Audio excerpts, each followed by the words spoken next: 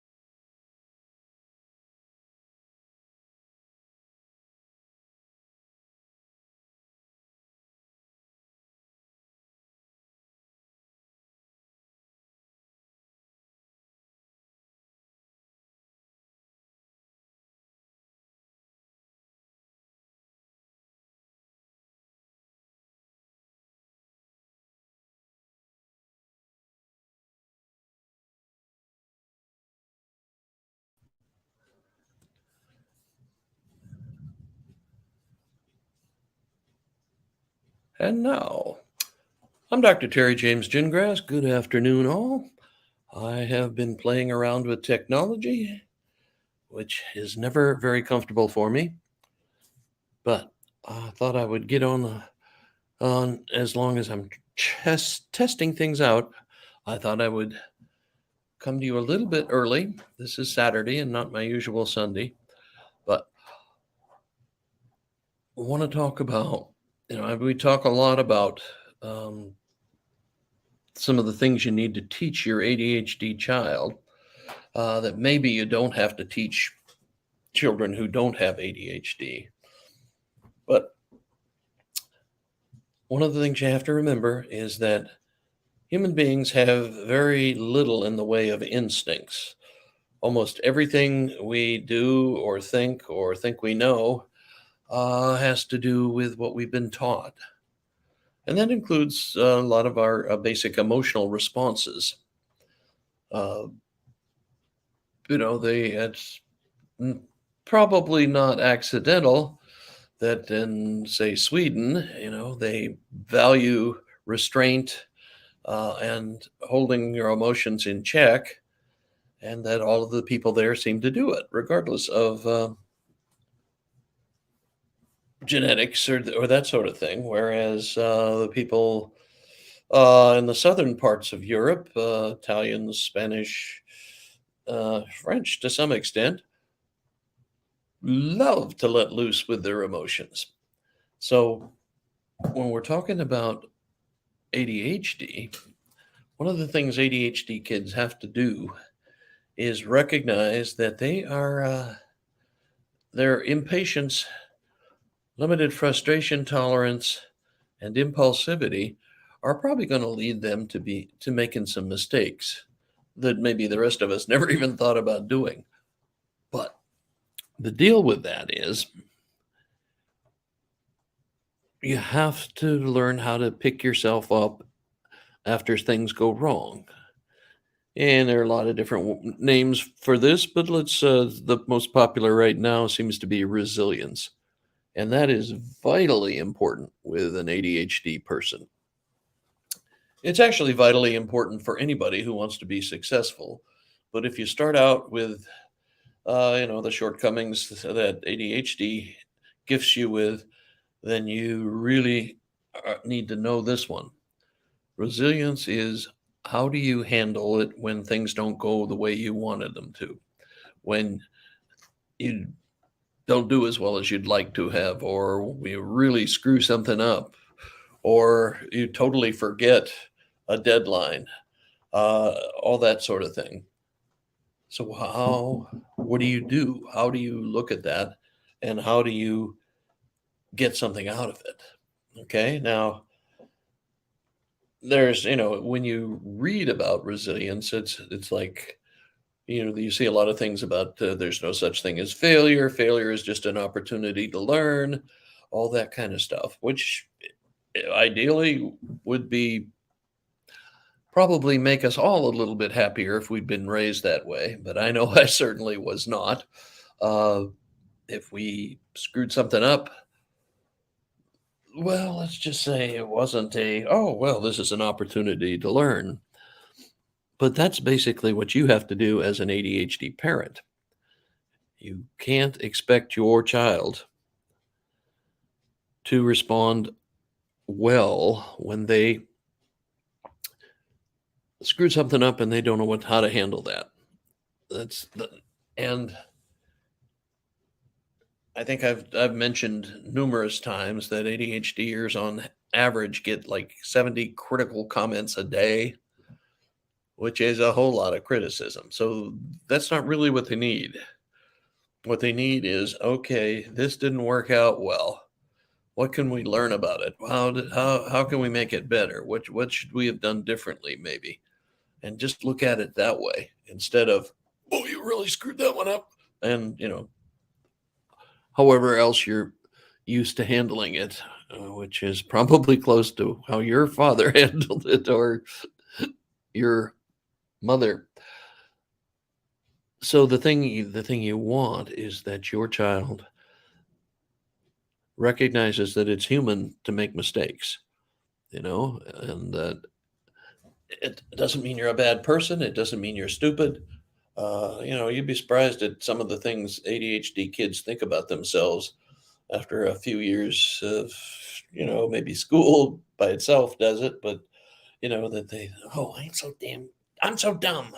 I'm so, why do I screw up all the time? What's the matter with me?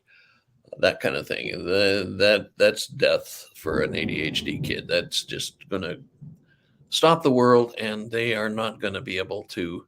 Um, well, they'll survive maybe, but they're not going to be able to succeed with that attitude. As you look at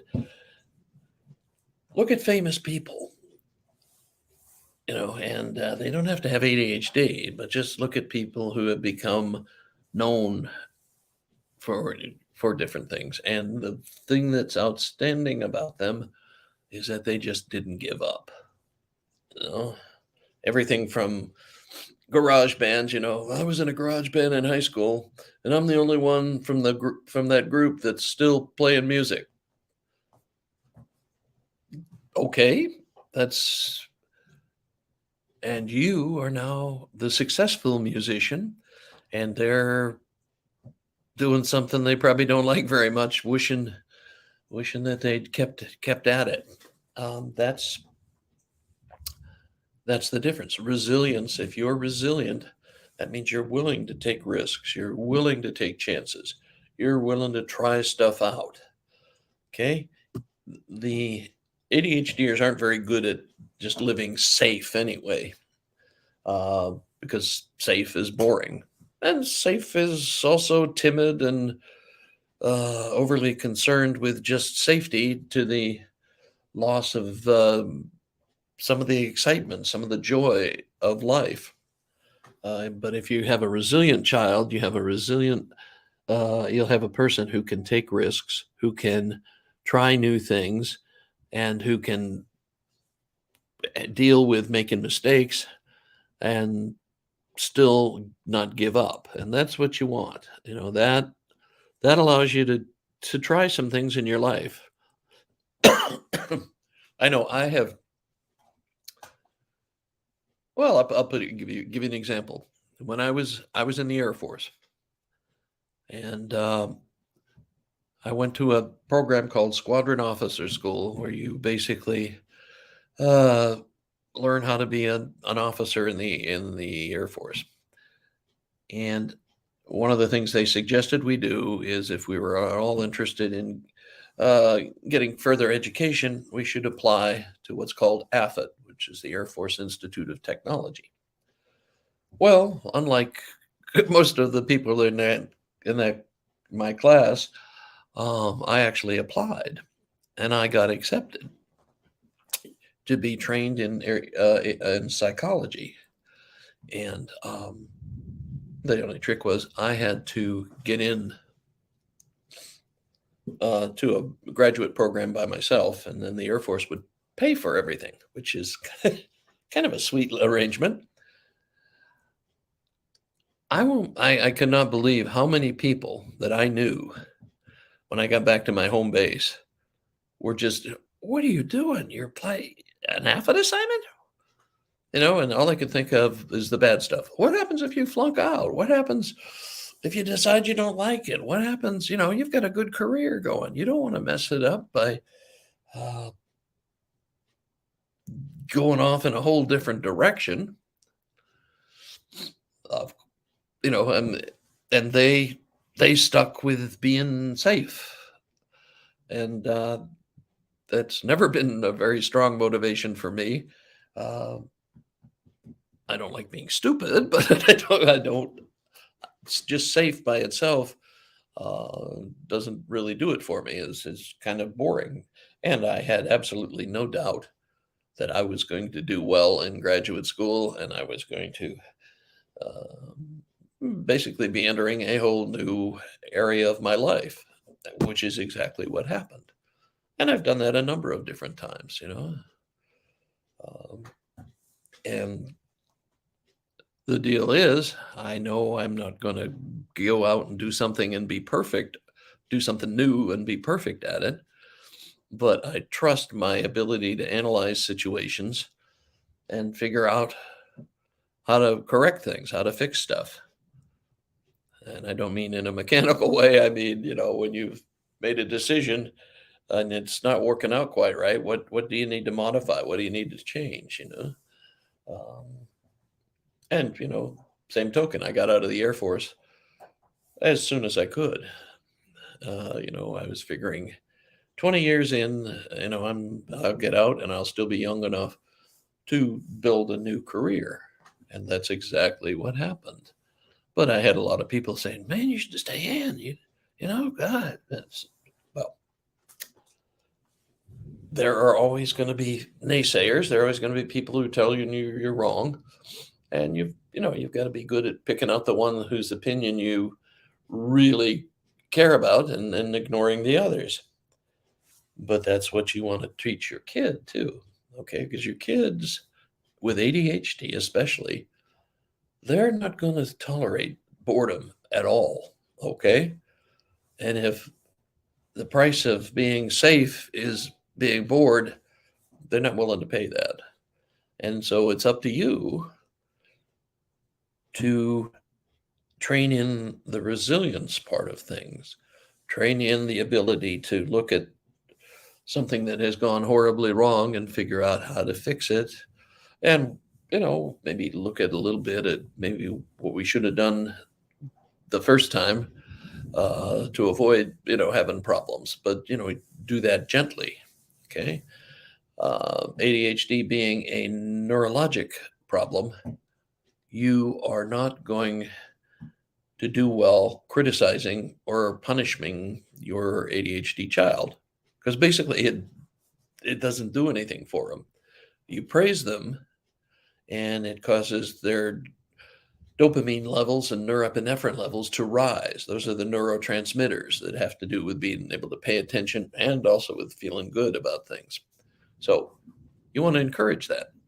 And part of the way to do that is to not be critical and not feel like you have to punish them for making a mistake, but that you want to get them on the track of being able to say, "Ooh, that didn't work out well. What did I do that didn't work? Oh, what could I change for the next time so that it will work?" And that's it. And you do it over and over and over again. Okay. And eventually they pick it up and they learn. They figured out um, how to handle things and how to do it right uh, this time, or at least do it better. And then that's a terribly important thing to teach basically all of your children, but especially your ADHDers, because they need it more. Okay, and that is me for today. I don't know if you can hear it, but I got a big thunderstorm going through my area right now. Uh, but so far we've got power, and hey, life's good. Okay, I will catch you next time, and I'm Dr. Terry James Gingrass. My website is terrygingrassphd.com, and we're going to start moving and doing some things, moving and shaking here this fall, and so pay attention to some of the things you see on the website, and also I'll be making some announcements at the end of these shows, and these are usually on Sunday, uh, and at 1 o'clock, and we're doing it a day early this week, but we'll probably release it later unless the technology gets too complicated. Okay. All right. I will see you next week. And until then, keep the faith.